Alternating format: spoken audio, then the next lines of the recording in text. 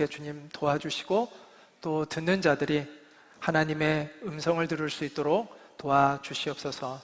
그래서 우리의 영혼이 깨어나고 살아나게 하여 주옵소서. 이 시간을 주님의 손에 의탁드리며 예수님의 이름으로 기도합니다. 아멘. 네, 오늘 첫 번째 시간은 예수의 진실이라는 제목으로 말씀을 드리려고 하는데요. 예수님이 역사에 실제로 존재했던 인물이었다는 것에 대해서는 의심의 여지가 없습니다. 먼저 예수님의 제자들이 있었잖아요. 3년 동안 예수님과 함께 했던 제자들이 쓴 책들이 있습니다. 그것이 이제 신약 성경에 나오는 복음서라는 곳입니다. 마태, 마가, 누가, 요한복음이라고 4개의 복음서가 나오는데 그 복음서라는 건 예수님에 대한 이야기거든요. 이 복음서는 예수님의 제자들이 썼고요. 또 예수님의 제자로부터 직접 들은 또 다른 제자가 썼습니다. 그런데 성경은 그러면 예수님의 제자들이 쓴 거니까 그거는 만들어낼 수도 있지 않냐, 또 이렇게 생각하는 분들도 있을 수 있겠죠. 그런데 예수님에 대한 기록은 기독교인들만이 기록한 것이 아니라 많지는 않지만 기독교인이 아닌 사람이 기록해 놓은 역사서에서도 나옵니다. 이 사람은 요세푸스라는 1세기의 유대교의 유대인의 역사학자였어요. 이 사람은 기독교인이 아니었어요. 그런데 이 사람의 쓴 책에 보면 그가 예수에 대한 언급을 하고 있습니다. 예수라는 지혜롭고 도덕적으로 탁월한 사람이 있었다라고 이야기를 하고 있고요. 그런데 빌라도 총독에 의해서 그가 죽임을 당했다. 그리고 그러나 그의 제자들은 그 예수를 따르는 제자도를 포기하지 않았다. 이런 기록을 하고 있습니다. 이 외에도 몇몇 고대 역사 사료에 아주 간단하게 예수님의 이름이 언급되어 있습니다. 우리는 여기서 2가지 사실을 깨닫게 됩니다. 첫째는 예수라는 인물이 실제로 존재한 것은 맞구나 라는 것이고, 또 하나는 그러나 예수라는 인물이 그렇게 역사적으로 많이 알려진 분은 아니었다는 거죠. 왜냐하면 기록이 매우 적기 때문에, 그리고 그 비중도 매우 약하기 때문에 그렇게 주요한 인물로는 여기지지 않았구나 라는 것을 알게 됩니다. 자, 계몽주의와 함께 시작된 과학적인 학문 연구, 그러니까 고대 문서들을 연구하는 학문이 발달하게 돼요. 그거를 이제 비평학이라고 이야기를 합니다. 근데 이 과학적인 방법들이요, 그대로 또 성경에 도입이 돼요.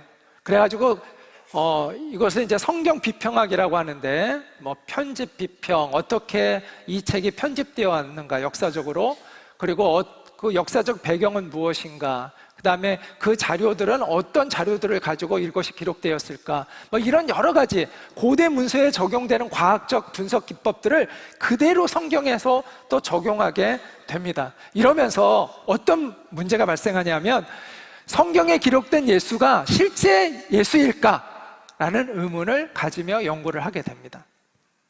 그거를 역사적 예수 논쟁이라고 합니다. 이제 예수님에 대한 신성을 부인하는 신학자들을 우리가 이제 소위 자유주의 신학자라고 이제 이야기를 합니다. 그들은 순전히 이성적으로만 성경을 해석하려고 합니다. 그래서 성경에 나오는 모든 기적은 다 그것은 사실이 아니다라고 생각하고 성경을 연구하는 그런 사람들이 있어요. 그 사람들을 자유주의 신학자들이라고 합니다. 그래서 예수에 대한 신화적 요소를 다 제거해요. 그리고 남는 것이 진짜 예수의 모습이다라고 그들은 주장을 합니다. 그런데 그들의 주장이 사실이라는 걸 입증할 수 있을까요? 없습니다. 왜냐? 예수에 대한 기록은 성경 외에는 아까도 얘기한 대로 거의 나오지가 않아요. 잠깐 언급이 되어 있어요. 그렇기 때문에 이 자유주의 신학자들이 주장하는 예수의 그 신비로운 사건은 다 빼고 나머지가 과연 예수가 진짜 예수의 모습이었을까에 대한 증명을 할 수가 없어요. 그래서 역사적 예수에 대한 수많은 논증이 있었지만 그 어느 것 하나도 명확하게 증명할 수는 없습니다. 지금도 마찬가지예요. 그런데 여기서 한 가지 분명히 짚고 넘어가야 할 것은, 성경의 기록은 다른 종교 창시자들의 기록보다 굉장히 빨리 쓰여졌다는 것을 우리가 알 필요가 있습니다. 무슨 말이냐? 자, 부처가 활동했던 시기는 기원전 BC 5, 6세기예요. 그런데 이 부처에 대한 실제로 이야기가 문서화되어서 나온 기록은 언제부터 되었냐면 BC 1세기예요. 그럼 기간이 얼마 정도 차이가 나요? 500년. 그러니까 부처가 실제로 활동했던 시기로부터 부처에 대한 이야기가 기록되기까지는 500년이라는 시간이 지나서 기록이 된 거예요. 자, 그러면 공자도 부처랑 비슷한 시기에 활동을 했어요. 그런데 공자에 대한 기록은 부처에 대한 기록보다 훨씬 빨라요. BC 3세기경에 이미 쓰여졌어요. 그러면은 공자의 이야기는 BC 3세기에 쓰여졌어요. 그럼 공자가 실제로 활동했던 시기에서 얼마나 지난 후에 쓰여진 거예요? 약 300년 후에 기록이 된 거예요. 그러면 예수의 기록은 예수님이 활동했던 그때로부터 얼마 후에 기록되기 시작했을까? 혹시 아시나요? 약 30년에서 60년 후에 복음서들이 다 기록됐습니다. 예수가 활동했던 그 시기로부터 약 30년부터 기록이 되기 시작해서 60년 안에 모든 기록이, 예수에 대한 기록이 다 쓰여졌습니다. 그 얘기는 무엇을 의미하느냐? 예수에 대한 기록은 예수를 직접 보았던 사람들이 읽기 시작했다는 것입니다. 이거는 굉장한 거예요. 이거는 예수에 대한, 여러분이 이제 그 당시에 예수님을 봤던 사람이라고 생각해 보세요. 근데 예수에 대한 기록이 여러분이 문서로 볼 수가 있어요. 그럼 여러분이 봤던 것과 사실인지 아닌지가 판단이 되잖아요. 그래서 이 성경은 굉장히 놀라운 책이에요. 실제로 예수를 목격했던 사람이 읽기 시작했다는 것이죠. 그럼에도 불구하고 왜 많은 사람들이 성경의 이야기를 사실로 받아들이지 않는 이유는 무엇일까? 여러분들이, 많은 분들이, 예수를 안 믿는 분들은 성경의 이야기를, 이 성경에 너무 많은 이 이야기들을 믿지 않는 이유는 한 가지예요. 한 가지. 뭔지 아세요? 불교 경전은 다 받아들여요. 노노나 맹자도 다 받아들여요. 근데 성경의 이야기는 다 믿지를 않아요. 그 이유는 한 가지예요. 뭘까요? 기적이 많기 때문이에요. 그거 하나예요. 만약 기적에 대한 이야기가 안 나오면 여러분이 그것도 그냥 아무런 문제 없이 수용이 될 거예요. 근데 이 기적, 내가 믿을 수 없는 기적이 너무나 많이 나오니까 안 믿어지는 거예요.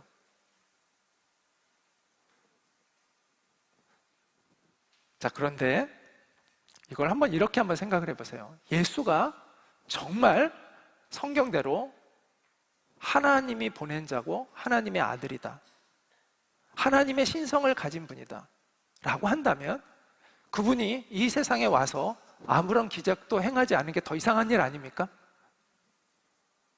한번 생각을 바꿔보세요. 정말 그분이 하나님의 아들이라면, 그 하나님이 이 세상에 와서 아무런 기적도 안 하고 그냥 떠나셨다면 그게 더 이상한 일 아닙니까? 그러니까 무슨 얘기냐면 예수를 우리가 어떤 관점으로 보느냐에 따라서 이것이 믿어질 수도 있고 안 믿어질 수 있다는 거예요. 그런데 성경은 실제로 예수님이 활동했던 것에서 30년에서 60년 사이에 예수에 대한 기록이 쓰여졌다는 것이 놀라운 일인데, 엄청나게 그거는 역사적인 진실성을 담을 가능성이 많음에도 불구하고 사람들이 믿지 않는 이유는 기적이 많기 때문인데, 그것은 예수에 대한 우리의 생각에 달려 있다라는 것입니다. 자, 그러면 성경은 예수를 뭐라고 말하는가? 마가복음 1장 1절은 하나님의 아들 이렇게 표현합니다. 예수 그리스도의 복음의 시작이라. 여기서 하나님의 아들이라는 용어는 육체적인 출생을 강조하는 개념이 아니라 하나님과 매우 특별한 관계에 있는 분이다라는 것을 이야기하고 있습니다. 다시 말해서 하나님의 신성을 가진 분이다라는 거예요. 하나님의 신성을 가진 분이다라는 그러한 표현입니다. 성경에 하나님의 아들이라는 이 표현은 예수님에게만 사용된 것은 아니에요. 구약 성경에 보면 이스라엘 백성에게도 하나님의 아들들이라는 표현이 나옵니다. 또 왕들이나 천사들에게도 이렇게 하나님의 아들로 표현된 것이 나옵니다. 그런데 예수님의 이 칭호로 쓰여진 하나님의 아들은 그런 것과는 차원을 달리 하는 거예요. 그래서 예수님의 제자인 요한은 그의 책 요한복음에서 하나님의 이 아들을 독생자라고 표현했습니다. 영어로는 His only begotten Son, 하나님의 유일하신 아들, 이렇게 표현을 했습니다. 그러니까 하나님의 아들들 가운데 한 명이 아니라 하나님의 진정한 유일한 아들, 이러한 표현을 하고 있는 것이죠. 유일한 하나님의 아들이라는 그런 의미를 담고 있습니다.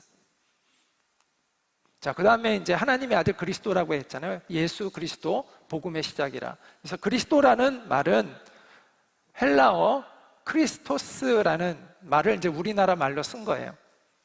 이 크리스토스라는 이 말은 기름 부음 받은 자라는 뜻을 가지고 있습니다. 이게 이제 구약 성경에는 메시아라는 말로 표현된 거예요. 이 메시아라는 말이, 히브리어에서 메시아라는 말이 헬라어로는 크리스토스라는 말이 되는 거예요. 똑같은 단어예요.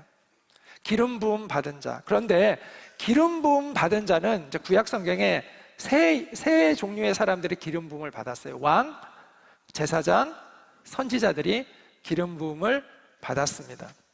그래서 이스라엘 사람들에게 있어서 메시아는, 원래 이 메시아라는 것은 기름 부음을 받은 왕을 의미했어요. 무슨 얘기냐?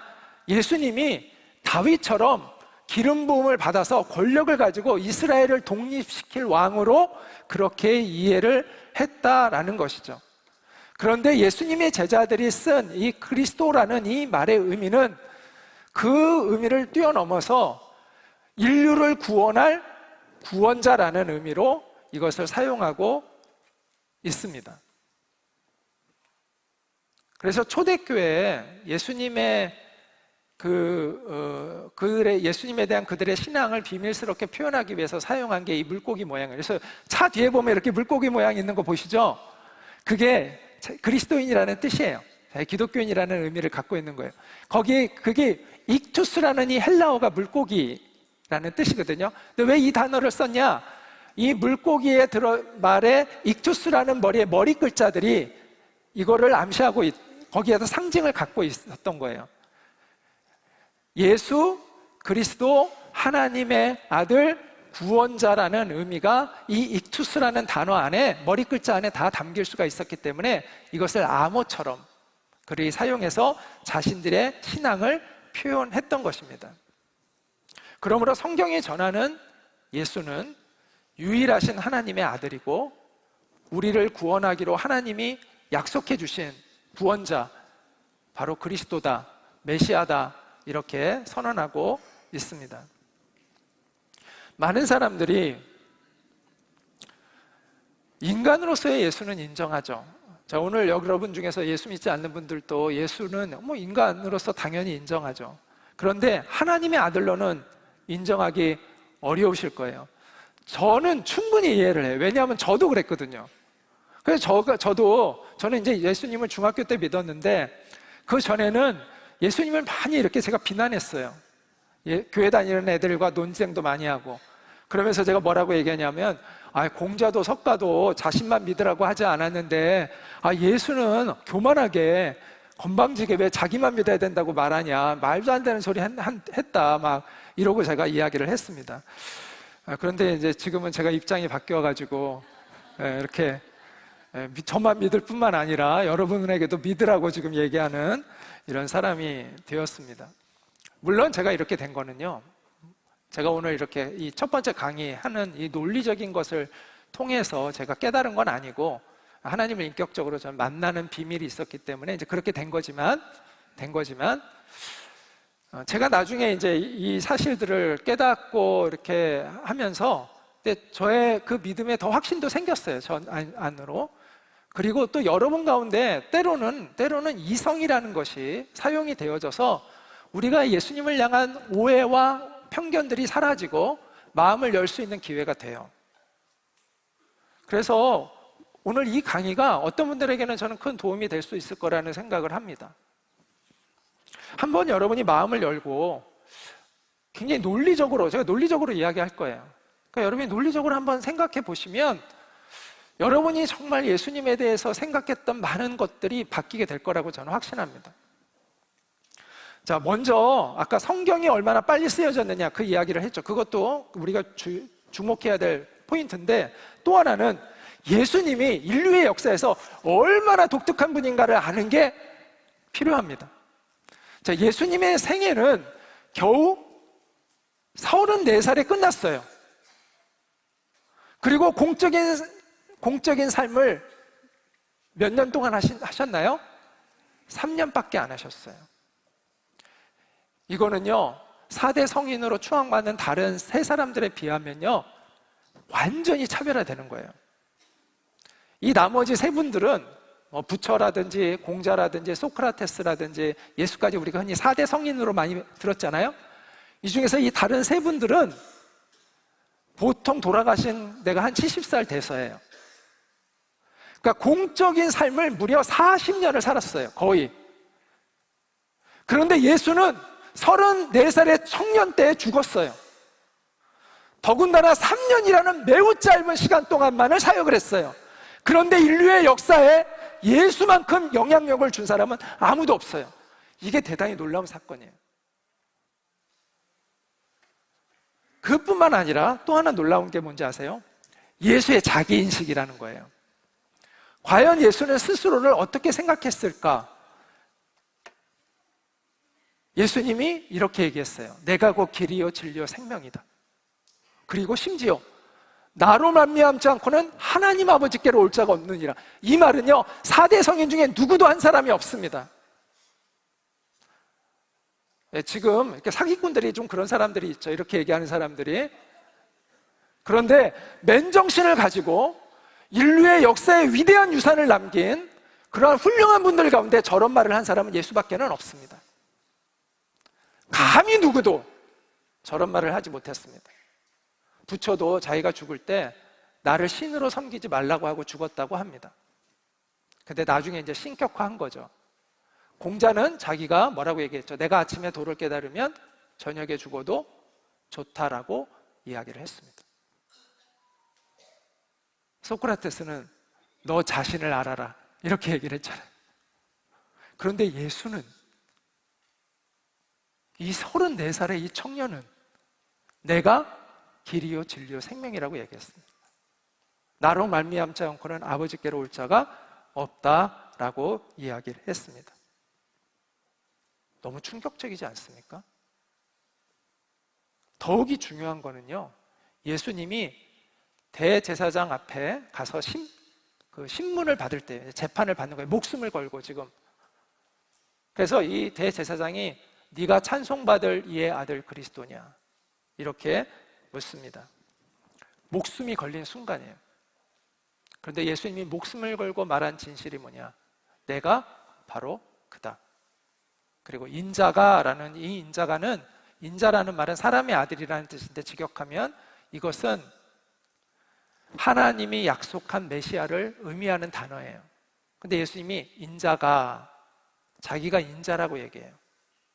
그리고 권능자의 우편에 앉은 것과 하나님 우편에 앉은 것과 하늘 구름을 타고 오는 것을 너희가 보리라. 이렇게 목숨을 걸고 선언합니다. 예수는 이 대담한 자기 증언 때문에 십자가에 못 박히게 됩니다.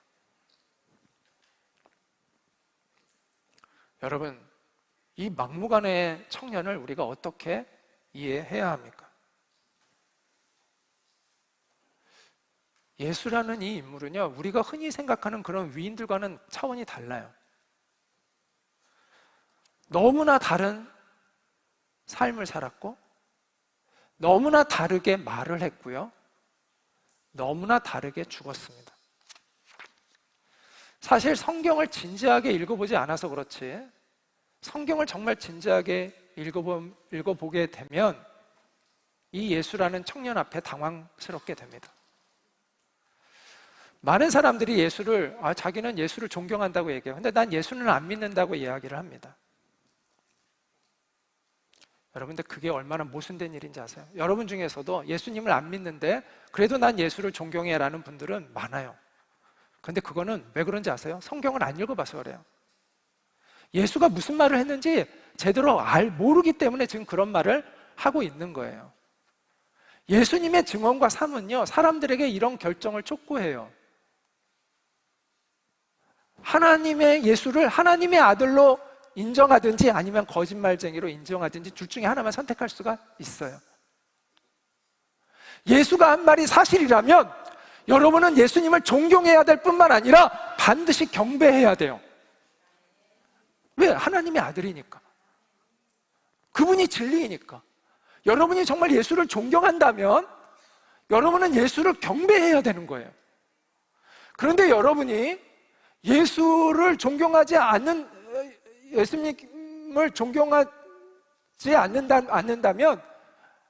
예수님을 경멸해야만 되는 거예요. 왜냐하면 인류 역사의 최대의 사기꾼이 되는 거예요. 자기가 신도 아닌데 신이라고 얘기하고, 자기가 진리도 아닌데 진리라고 얘기하고, 자기가 유일한 구원자도 아닌데 나로 말미암지 않고는 하나님 아버지께로 갈 자가 없다라고 얘기했으면 이거 최대의 사기극 아닙니까? 그런데 그분을 존경한다고요? 말이 안 되는 거죠. 둘 중에 하나예요. 존경하면 경배해야 되고, 아니면 아예 그분은 사기꾼으로 여겨야 되는 거예요. 그게 예수의 증언을 정말 알게 되면 갈림길에 딱 서게 돼요.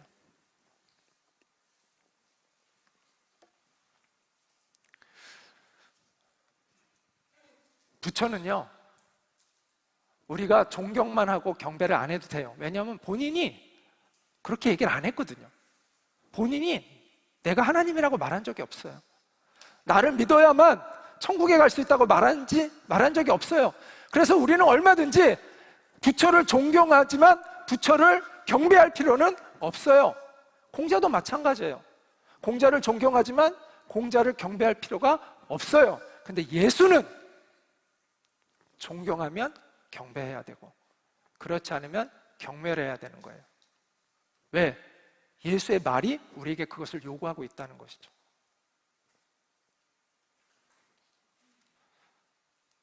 신약성경은 예수님이 오신 이후에 쓰여진 책이죠.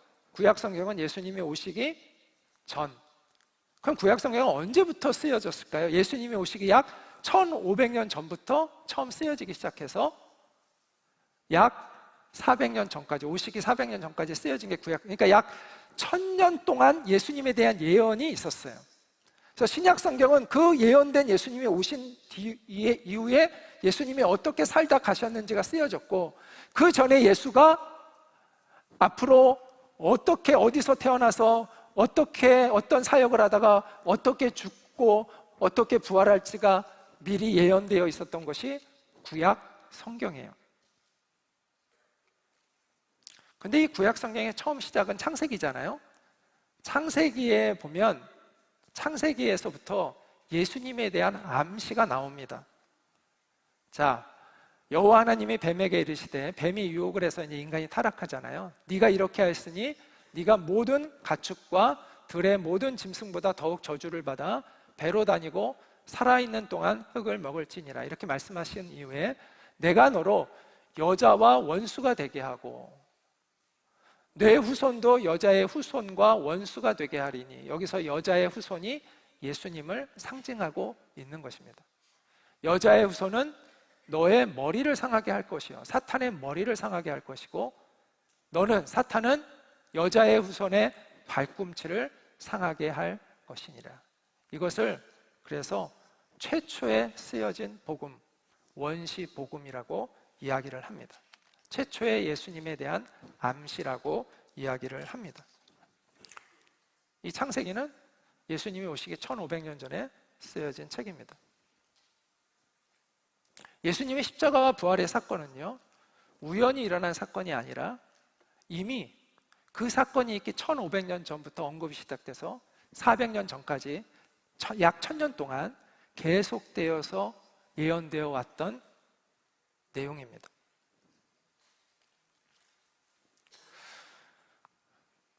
여기서 이제 머리를 상하게 한다는 건 훨씬 더 치명적이죠. 발꿈치를 상하게 하는 건 거기에 비하면 매우 약한 거죠.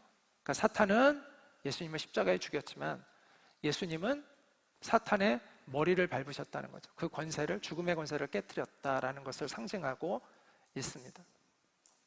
그래서 성경의 중심은 예수님이에요. 구약 성경도 신약 성경도 예수님을 중심으로 쓰여져 있습니다. 그래서 예수님이 이렇게 제자들에게 말씀하셨는데, 너희가 성경에서 영생을 얻는 줄 생각하고 이 성경을 연구하거니와, 예수님이 이 말씀을 하실 당시에는 신약 성경은 없었습니다. 오직 구약 성경만이 있었습니다. 구약 성경을 얘기하는 거죠. 근데 이 성경이, 구약 성경이 내게 대하여 증언하는 것이니라, 이렇게 말씀을 하셨습니다. 구약 성경이 만약 없었다면 우리는 예수님이 와서 이 땅에서 행하신 일들을 보고 그냥 신비하게만 생각할 뿐이에요. 그런 뿐이겠죠. 그런데 구약 성경이 있었기 때문에 이 예수님이 이 세상에 태어나서 죽으시고 부활하신 것들의 의미를 알게 되는 거예요. 만약 구약 성경이 없었잖아요. 그럼 우리는 그냥 미스테리한 사건으로만 이해하게 될 거예요. 신기한 일이 일어났네? 미스테리하네? 해석이 안 돼요. 그러나 구약 성경이 있었기 때문에 이 예수님의 사건들이 해석이 될 수 있는 거예요. 자, 예수님의 제자들이 목숨을 걸고 예수를 전한 이유는 부활하신 예수님을 만났기 때문이에요. 그걸 나중에 제가 자세히 설명드릴 건데, 그것도 있지만 중요한 게 뭔지 아세요? 단순히 거기에서 머물렀기 때문이 아니에요. 바로 구약 성경이 예수님에 대하여 이야기하고 있었던 것이구나, 예수님의 이 사건들이 바로 구약 성경에서 이야기하고 있는 이 이야기들의 성취였구나를 제자들이 확신했기 때문에 그랬던 거예요.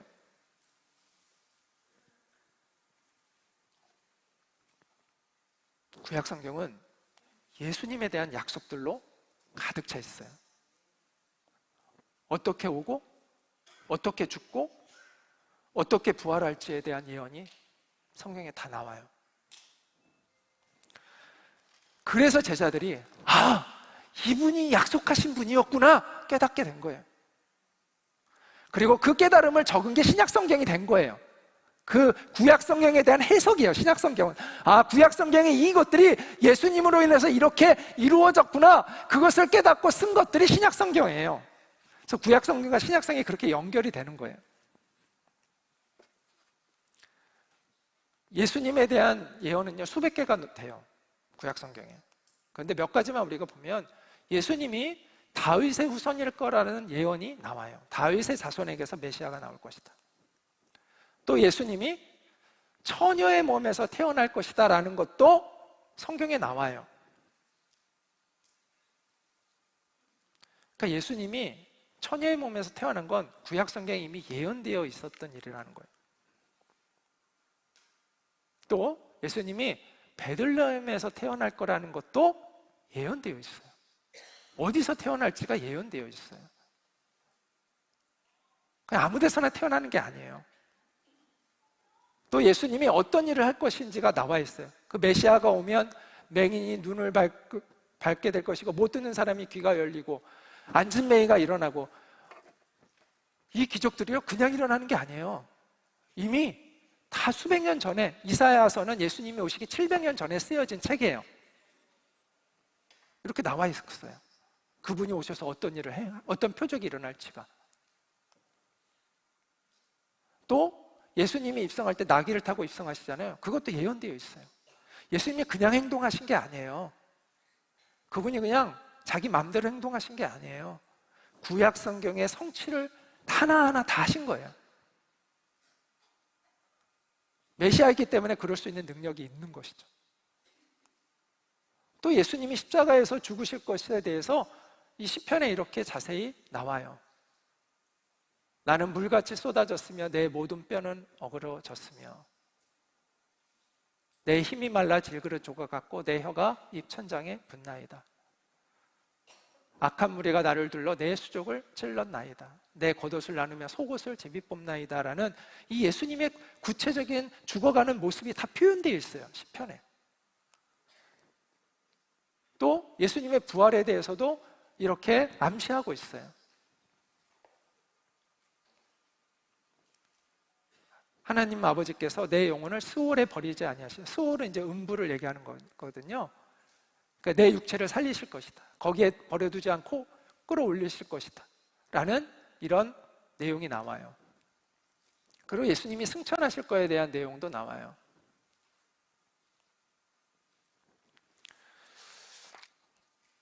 사람들이 성경을 너무 몰라요. 너무 몰라요. 그래서 무슨 그리스 로마 신화처럼 여기는 사람도 있어요. 그리스 로마 신화는요, 이게 만들어낸 소설 같은 거잖아요. 신화, 그냥 만들어낸 거예요. 그런데 성경은 그런 책이 아니에요. 그래서 실제로 성경을 깊이 연구한 사람들 중에서 많은 지성인들이 예수님을 믿게 되는 이유가 뭐냐면 성경은 놀라운 책입니다. 그렇게 그냥 쉽게 허구로 읽을 수 있는 그런 책이 아니에요. 실제 역사가 기록되어 있고요. 또 그 역사가 고고학을 통해서요, 성경의 사실이 밝혀지고 있어요. 많은 사람들이 성경을 안 믿었다가 고고학의 연구를 통해서 성경에 있었던 사건이 실제라는 걸 깨닫고, 소돔과 고모라에서 그 소돔이 실제로 있었고, 그 소돔과 소통했던 영수증도 남았어요. 그리고 여리고성이 무너졌다고 하는데 그 여리고성이 실제로 있었던 터도 나왔고, 그게 난공불락의 요새였다는 것도 고고학적으로 밝혀졌고, 6.0 이상의 지진이 있었다는 것도 과학적으로 이미 밝혀진 사실이에요. 언제 다음에 제가 기회가 되면 이야기 드릴게요. 그리고 그 예언된, 그리고 어떤 경전도요, 예언을 함부로 해놓은 경전은 없어요. 성경 외에는. 여러분, 예언을 함부로 할 수가 없죠. 만약 예언이 사실이 아니면 어떻게 돼요? 그 권위는 한 번에 무너집니다. 근데 성경은 놀랍게도요, 수많은 예언을 하고 있어요. 그런데 아직까지도 그 권위를 유지하고 있어요. 그래서 사실은 성경은요, 저도 목사이지만, 아니, 저도 저희 집에서 제가 처음 목사가 된 사람이거든요. 예. 그래서 저도 이제 나이 들어서 이제 열심히 성경을 읽기 시작한 사람인데, 어렸을 때부터 그냥 무조건 믿었던 사람이 아니에요, 저는. 네. 감사합니다. 다시 한번 이렇게 환기를 시켜주셔가지고.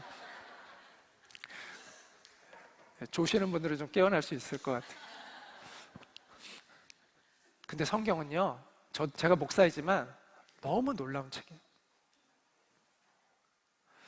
그렇기 때문에 예수님은요, 인류의 역사에 그 어떤 사람과는 비교할 수 없는 아주 독특한 분이에요. 그거는 여러분이 믿든 안 믿든 인정할 수밖에 없어요. 실제로 연구를 해보면. 정말 독특한 분이에요. 그분의 삶의 족적은 다른 사람들과는 비교할 수가 없어요. 여러분, 그런 분이 어디 있습니까? 그분이 태어나기 1500년 전부터 몇백 년 동안, 약 1000년 동안 그 사람을 예언해놓고 그 사람이 태어난 사람이 있나요? 그리고 그 예언대로 그것을 그대로 성취한 사람이 예수님 말고 있나요? 그래서 인류의 역사는 우연인 것 같지만 우연이 아니라 신기하게도 예수 전과 예수 후로 우리는 나누어서 역사의 기원을 재정립하고 있습니다. 이게 우연이라고 할 수도 있겠지만 우연이 아니라 사실이라는 거죠. 그래서 BC는 Before Christ라는 뜻이고, AD는 아노 도미니, 주님 안에서의, 그러니까 예수 안에서의 시대라는 뜻이에요. 우리는 지금 AD를 살고 있습니다.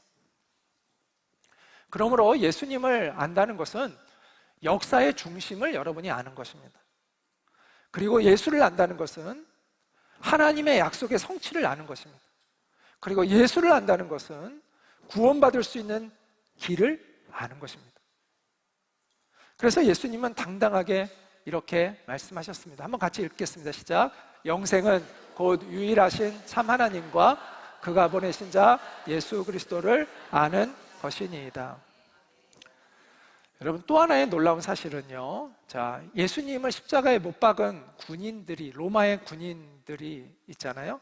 그 중에서 이제 백부장이라고 해서 그것을 실제 100명의 로마는 100명의 군대가 이제 기본적인 단위들인데, 그 중에 이제 일종의 소대장 같은 사람들을 백부장이라고 합니다. 그런데 그 백부장, 예수를 처형하는 일에 이제 그 책임을 졌던, 실제로 그 처형하는 일을 집행하는 일에 책임을 졌던 백부장이 이런 고백을 했습니다. 이 사람은 진실로 하나님의 아들이었도다. 이 사람은 유대인이 아니에요. 로마인이에요. 그래서 무슨 말이냐? 예수에 대한, 메시아에 대한 지식이 없어요. 그래서 메시아가 십자가에 못 박히고 뭐 이런 지식이 없어요. 고난을 받고, 메시아라는 사람이 고난을 받고 이런 성경도 몰라요. 그런데 이 예수가 죽는 모든 과정을 보고 그가 뭐라고 얘기하냐? 메시아가 하나님의 아들인지도 몰라요. 그런데 뭐라고 고백하냐? 이 사람은 하나님의 아들이었도다라고 고백했어요. 이건 뭘 의미할까요? 이 사람은요, 수많은 죽음을 목격한 사람이죠. 십자가에서 죽는. 그런데 예수는 달랐다는 거예요. 그 십자가에서 죽는 수많은 죄수들 중에서 예수는 달랐다는 거예요. 그래서 성경에 대한 지식도 없고 유대인도 아닌, 하나님을 경외하지도 않는 그 로마의 군인이 이는 진실로 하나님의 아들이었도다라는 고백을 할 정도로 그분의 죽음이 달랐다는 거예요. 뭔가 경이로움을 느낄 수가 있었다라는 것이죠.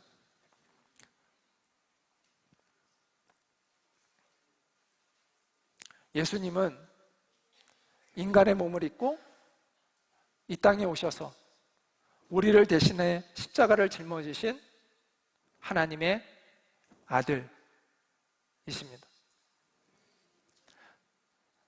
또 하나 가장 강력한 증거가 아직 남아 있습니다. 예수가 하나님의 아들이라는 게 뭘까요? 부활입니다. 이 예수님의 부활은 역사적으로 분명한 증거를 가지고 있습니다. 그래서 이것을 부활의 역사성이라고 표현을 합니다.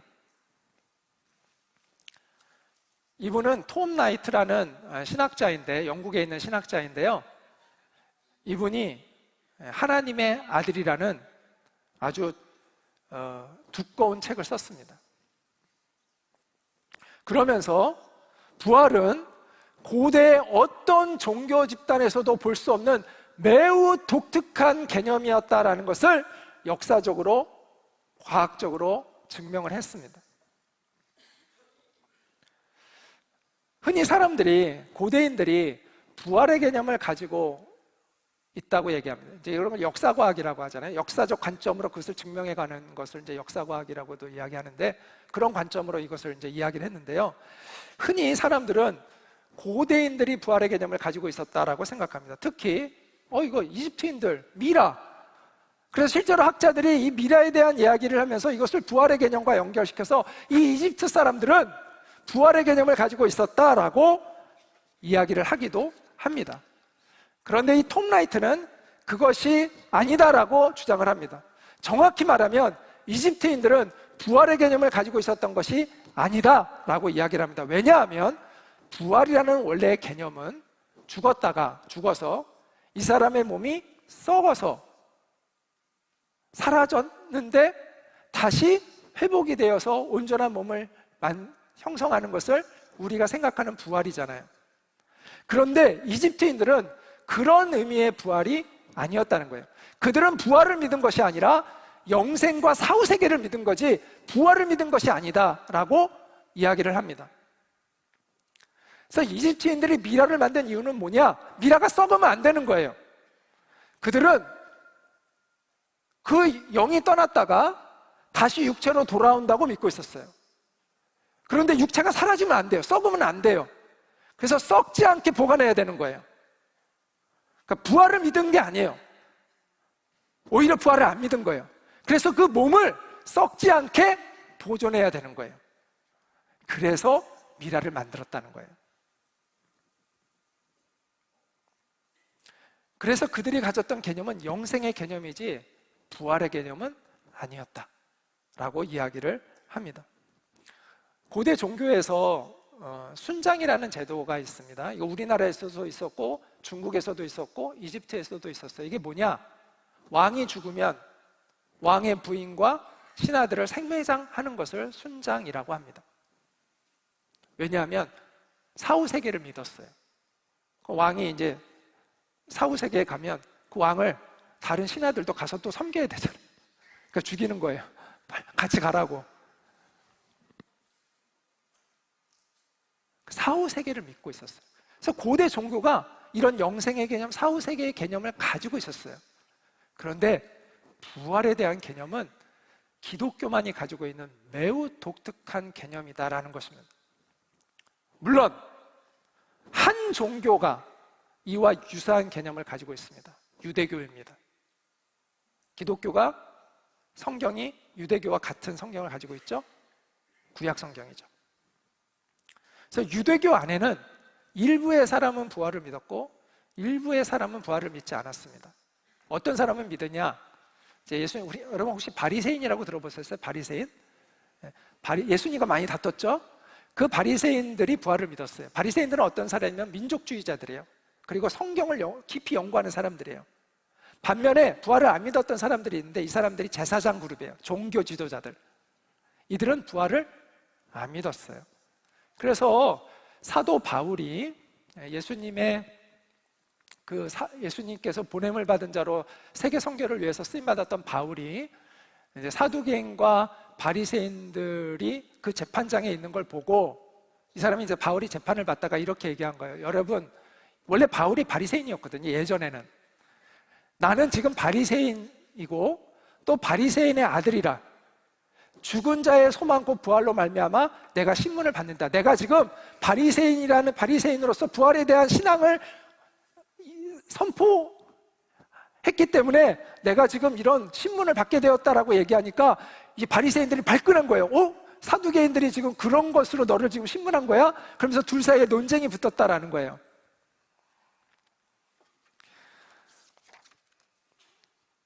따라서 기독교의 개념이 일부 유대교의 개념 안에 있었습니다. 부활에 대한 개념이. 근데 다는 아니에요. 그래서 정리하자면 이런 차이가 있어요. 유대교인들은 일부가 부활을 믿었어요. 바리새인들이.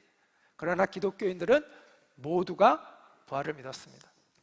또 유대인들은 부활하는 몸이 이전과 똑같은 몸으로 회복된다고 생각을 했어요. 그런데 기독교는 우리가 부활하면 완전히 새로운 형태의 몸을 갖게 될 것이라고 이야기를 합니다. 또 유대교인들은 역사의 종말에 이르러서 모두가 한꺼번에 부활한다고 주장을 합니다. 근데 기독교는 그 이전에 한 사람이 대표로 부활했다고 이야기합니다. 그 한 사람이 누구예요? 예수죠. 그 차이가 있어요. 또 유대교인들은 메시아가 부활할 거를 믿지는 않았어요. 이 사람들은 메시아가 그냥 뛰어난 왕이라고 생각을 했기 때문에 이런 부활에 대한 개념을, 성경에 물론 부활에 대한 개념이 있지만 그걸 왕과 연결시키지는 않았어요. 그런데 기독교인들은 메시아와 부활을 연결시켜서 이야기를 하고 있어요. 따라서 초대교회가 이제 예수님의 제자들이 예수가 부활했다, 우리가 그것의 목격자다, 우리도 예수 안에서 다시 부활할 걸 믿는다라는 이 고백은 당시에 어떤 문화적 집단으로부터도 어떤 종교적 집단으로부터도 지지받는 생각이 아니었습니다. 우리는 막연히 고대인들은 미개했으니까 이 부활이라는 이 말도 안 되는 얘기를 믿었을 거야, 그렇게 생각하기 쉽죠? 그렇지 않습니다. 1세기에 이 기독교인들이 이 부활의 개념을 이야기할 때 모두가 비웃었습니다. 어떤 종교 집단도 이것을 받아들이지 않았습니다. 어떤 문화적 집단도 이것을 환영하지 않았어요.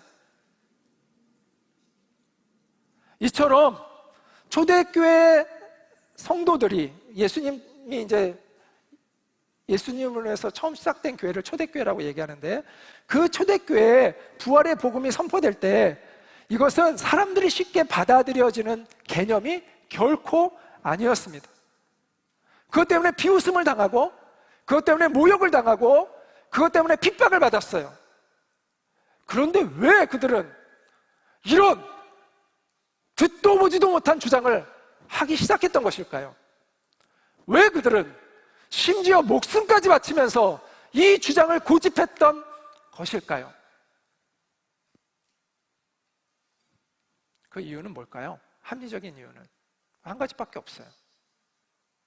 예수가 부활한 걸 봤기 때문이죠.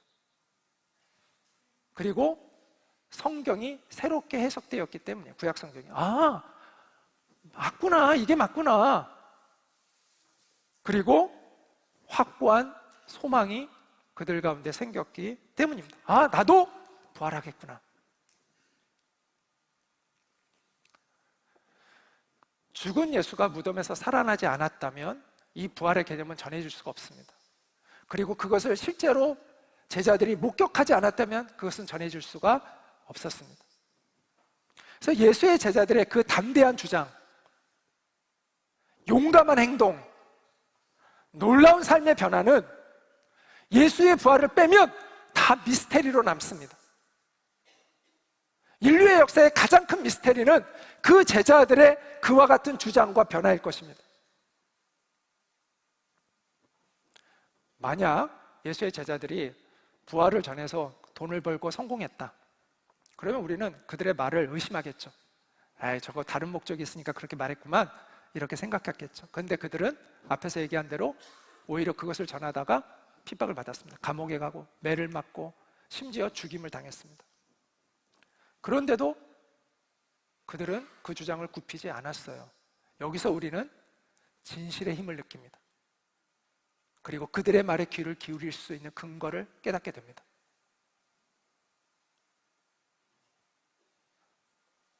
그리고 우리가 주목해야 될 게 뭔지 아세요? 그들의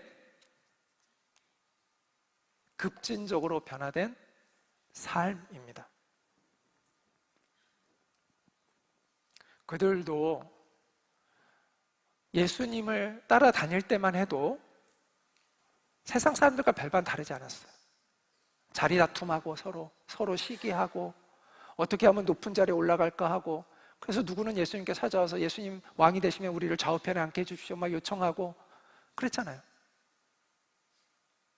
그런데 이들이 어느 날 갑자기 무슨 일인지 완전히 다른 인생을 살기 시작합니다. 다른 가치관, 다른 인생을 살아요.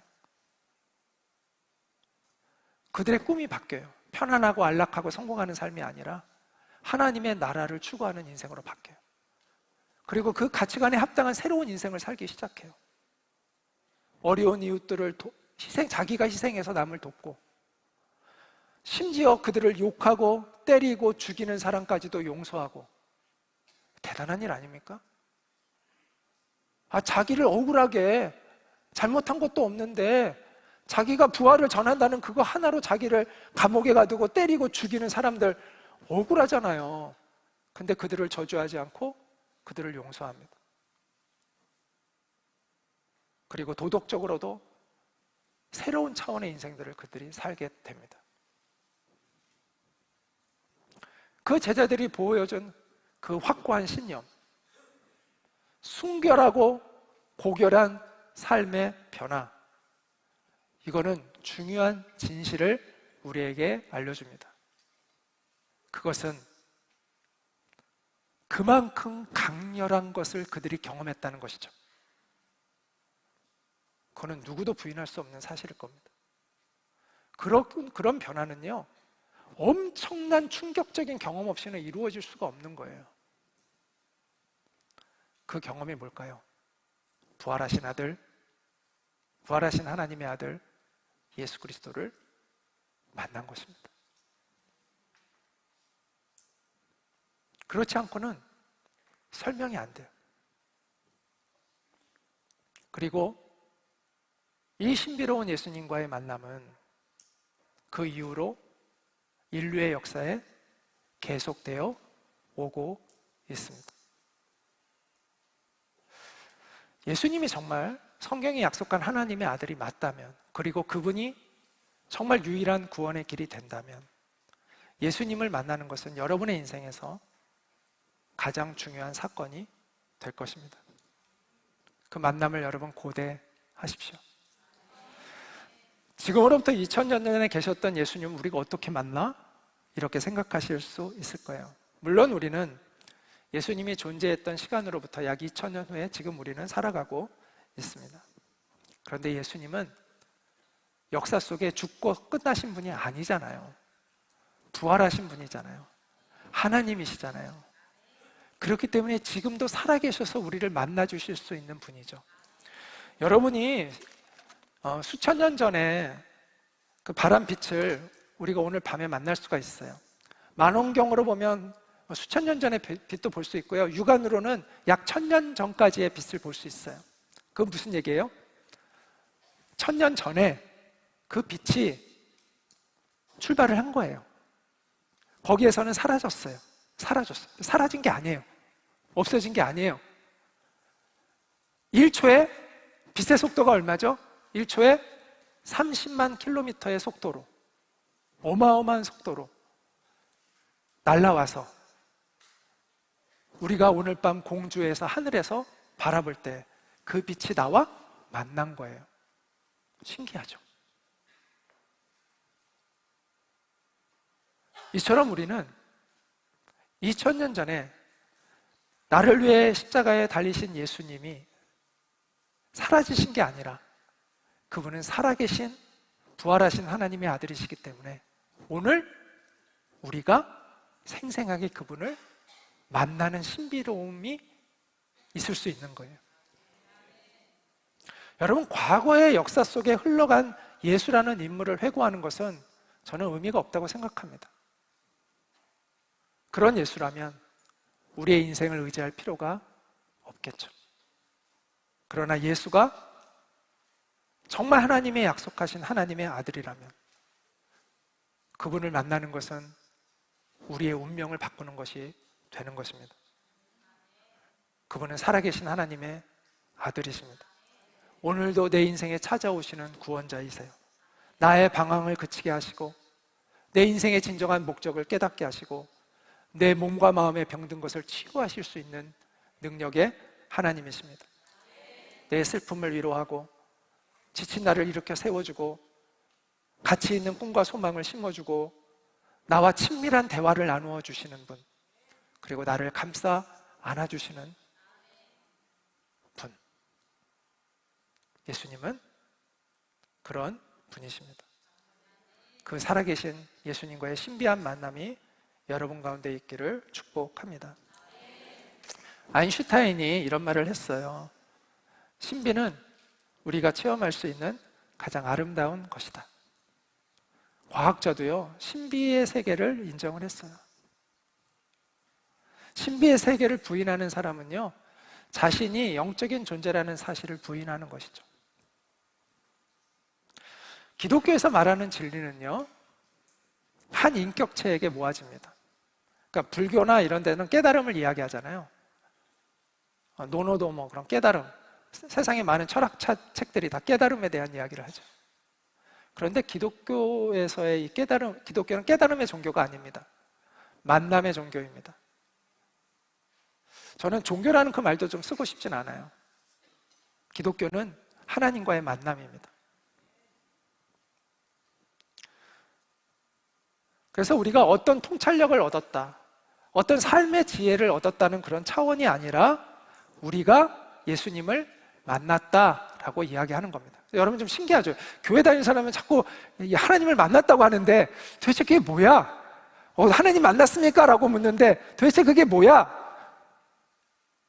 그런데 기독교는 하나님과의 만남이에요. 그냥 머리로 깨닫는 게 아니에요. 어떤 새로운 통찰력을 얻었다는 차원이 아니라 살아계신 하나님을 만났다는 거예요. 불교에서 그래서 영적 체험을 한 사람들의 고백과 기독교에서 영적 체험을 한 사람들의 고백이 굉장히 큰 차이가 있습니다. 불교인들은 안다고 생각하면 모르는 것이며 모른다고 생각하면 아는 것이다. 네. 이런 아주 고차원적인 그 깨달음을 이야기를 하죠. 근데 기독교인들은 굉장히 인격적인 고백을 합니다. 내가 주님을 사랑합니다. 내가 주님을 의지합니다. 주님은 나의 유일한 소망입니다. 저도 맨날 주님은 나의 유일한 소망입니다. 저를 불쌍히 여겨주세요. 제가 맨날 그러거든요. 그래서요, 불교의 참선은요, 누구나 할 수 있어요. 그냥 뭐 일반인 다 할 수 있어요. 그런데 기독교의 예배와 기도는 그게 어려운 거예요. 왜냐하면 인격적인 만남을 전제로 하는 것이기 때문에. 그래서 예수님을 나의 주님으로 고백해야 이 예배가 시작이 되고 기도가 시작될 수 있는 거예요. 그래서 불교에서 기독교인이 된 사람이 이런 고백을 했다고 합니다. 내가 불교 신도로 있을 때도 평안은 누렸다, 마음에. 그러나 지금과 같은 가슴 벅참은 없었다. 여러분, 사랑하면 가슴 벅차지 않습니까? 깨달으면 이렇게 어느 정도 이렇게 마음에 흡족함이 오지만 사랑하는 사람을 만날 때의 그 기쁨과 감격은 아니잖아요. 근데 예수님을 만나는 것은 이 인격적인 만남이기 때문에 가슴 벅참이 있다는 거예요. 그래서요, 예수님을 정말 만난 사람들은요, 무엇이 그의 삶을 변화시키는 동기냐면 예수님과의 만남이에요. 그리고 그분을 향한 사랑이에요. 그분을 향한 사랑이 내 욕심을 잠재우게 만드는 거예요. 그분을 향한 사랑이 내 이기심을 극복하게 만드는 거예요. 그분을 향한 사랑이 나로 하여금 거룩한 삶을 갈망하게 하는 거예요. 그분에 대한 나의 사랑이 그분의 말씀에 내가 복종하도록 만드는 거예요. 여러분, 혹시 동물원이라는 그 가수를 아시나요?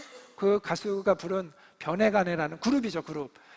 제가 대학생 때 이렇게 유명했던 그룹인데, 그 변해가라는 대중가요예요. 이게 무슨 내용이냐면, 자기가 좋아하는 연인을 만난 거예요. 사랑하는 사람을. 그랬더니 그 사랑하는 사람을 만났더니 그렇게 변해간다라는 거예요. 느낀 그대로를 말하고 생각한 그 길로만 과거에는 자기가 살았다는 거죠. 그 누가 뭐라 해도 돌아보지 않고 내가 가고픈 그곳으로만 가려 했다는 거예요. 그리 길지 않은 나의 인생을 혼자 남겨진 거라 생각하며 누군가 손 내밀며 함께 가자 하여도 내가 가고픈 그곳으로만 고집했지. 그러나 너를 알게 된 후부터, 사랑하게 된 후부터 나를 둘러싼 모든 것이 변해가네. 나의 길을 가기보다 너와 머물고만 싶네. 나를 둘러싼 모든 것이 변해가네. 제가 예수님을 만나니까요, 이게 다 찬송가로 바뀌더라고요. 정말 내가 예수님을 만난 그 내 마음의 고백을 그냥 그대로 다 실어놨어요. 그리고 뭐 안지나서나 당신 생각, 그것도 다 찬송가예요. 안지나서나 주님 생각. 그래서 제가 정말 그때, 제가 이제 대학생 때 이제 예수님을 더 깊이 만났는데, 그때는 정말 나오는 모든 가요가 다 새롭게 찬송가나 다 찬송가로 다 바뀌어서 고백이 되더라고요. 제가 예수님을 만나니까, 예수님을 사랑하게 되니까 다 바뀌더라고요. 나를 둘러싼 모든 것이 변하더라고요. 내 마음도, 내 가치관도, 내 꿈도, 내 인생의 목적도 다 바뀌었어요. 여러분도 예수님을 꼭 만나시기를 축복합니다. 왜 우리가 예수님을 만나야 할까요? 이 세상에서 편안하게 살기 위해서? 배부르게 살기 위해서? 아닙니다. 오히려 예수님을 만나면 우리의 욕심을 내려놓아야 합니다. 오히려 예수님 만나면 안락한 삶이 아니라 오히려 손해보고 희생하는 삶을 살아야 합니다. 마음대로 말할 수도 없고, 마음대로 가질 수도 없고, 마음대로 놀 수도 없습니다. 심지어 경우에 따라서는요, 그 정도로 끝나는 게 아니라 감옥에 갈 수도 있고, 모욕을 당할 수도 있고, 심지어 생명을 잃을 수도 있습니다. 우리나라에서는 뭐 다행히 지금은 그렇지 않지만 예전에는 그랬고요. 또 지금도 예수 믿는 이유 하나로 감옥에 가고 고문을 받고 죽임을 당하는 사람들이 아직도 이 세상에는 많이 있습니다. 그래도 우리는 예수님을 찾아야 할까요? 그래도 우리는 예수님을 만나야 할까요? 그렇습니다. 어떤 대가를 치르더라도 우리는 예수님을 만나야 합니다. 그분만이 우리에게 영원한 생명을 주실 수 있는 분이시기 때문입니다. 여러분의 인생의 가장 기쁜 소식은 무엇이었습니까? 여러분이 아직 예수님을 만나지 않았다면 기대하십시오. 진정한 기쁜 소식은 아직 안 왔습니다. 그 사람이 노벨상을 받은 사람이든 대통령을 지냈던 사람이든 또 최대한 인기를 누렸던 연예인이든 거대한 기업을 이끌었던 그런 부자이든 상관없이 예수님을 정말 만난 사람들은 한결같은 고백은 내 인생에서 가장 기쁜 소식은 예수 그리스도입니다 라고 고백합니다. 예수님은 최고의 복음이라고도, 복음은 기쁜 소식이라는 뜻이잖아요. 예수님은 최고로 기쁜 소식이라고 이야기할 수 있겠죠. 그런데 그건 엄밀한 의미로 정확한 말이 아닙니다. 예수님의 그 복음은 최고로 기쁜 소식이라는 말이 맞지 않아요. 유일한 기쁜 소식이라는 말이 맞는 것입니다. 여러분이 결혼하는 것도 기쁜 소식이고 부자가 되는 것도 기쁜 소식이고 자식을 낳는 것도 기쁜 소식이고 큰 집을 사는 것도 기쁜 소식이라고 말할 수 있잖아요. 원 오브 댐이 아니라, 그런 기쁜 소식 중에 하나가 아니라 예수님의 복음은 다른 것과는 비교할 수 없는 유일한 기쁜 소식이라는 뜻이에요. 그래서 앞에 사실은 그라는 말이 붙어야 돼요. 그래서 영어 성경을 봐도 그렇고 헬라어 원문을 봐도 그렇고 앞에 항상 정관사가 붙어 있어요. 그 복음. 이 복음은 복음 중에 하나가 아니라 유일한 복음. 이 복음은 곧 예수 그리스도의 복음을 이야기하는 것입니다. 성경은 이렇게 말씀합니다. 이 예수님이 하신 말씀인데요. 볼지어다 내가 문 밖에 서서 두드리노니 누구든지 내 음성을 듣고 문을 열면 내가 그에게로 들어가 그와 더불어 먹고 그는 나와 더불어 먹으리라. 함께 먹는다는 의미는 뭐예요? 교제가 시작되는 거예요. 친밀한 교제. 예수님이 우리의 마음을 두드리고 계신대요. 그래서 우리가 마음을 열면 주님이 우리 안에 오셔서 신비로운 만남을 이어가시겠다는 거예요. 예수님은 이 땅에 2000년 전에 있었다가 사라진 위대한 위인이 그런 분이 아닙니다. 위대한 역사적 인물 중에 한 분이 아닙니다. 그런 분이라면 우리의 구원자가 될 수 없습니다. 우리의 인생을 의탁할 필요도 없습니다. 그런데 예수님은 살아계신 하나님의 아들이십니다. 그래서 절망 속에 있는 우리에게 소망을 주시고 죽어있는 우리의 영혼을 살리시는 하나님의 아들이십니다. 이분을 만나는 은총이 오늘 여러분 가운데 있기를 축복합니다. 기도하겠습니다. 은혜로우신 하나님, 오늘 우리의 유일한 복음 되시는 예수 그리스도를 선포합니다. 이 복음 앞에 설 수 있는 우리가 되게 하시고 이 예수님을 깊이 만나는 놀라운 은총이 우리 가운데 임하게 하여 주옵소서. 예수님의 이름으로 기도합니다. 아멘. 네, 감사합니다. 1강 강의해 주신 정홍묵 목사님께 다시 한번 큰 박수 부탁드립니다. 네, 왜